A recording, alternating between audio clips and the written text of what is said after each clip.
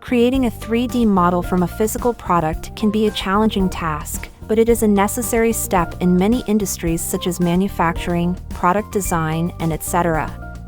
In this video, we talk about how to create a 3D model from a physical product with laser scanner.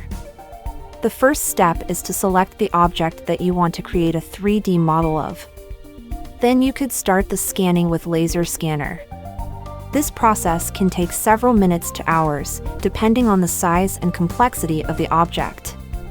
During the scanning process, you will capture a series of images or data points that will be used to create the 3D model. After you have completed the scanning process, it is time to process the scan data. The 3D model that is created from the scan data may require some refinement to remove any errors or inaccuracies. This may involve smoothing out surfaces, filling in gaps, or removing any unwanted artifacts.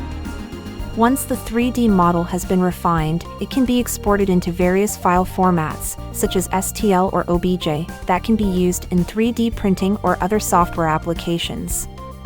As a mold manufacturer, FitMold has helped lots of clients copy their product samples to create 3D designs for mass production. Welcome to contact us here to get a free quote.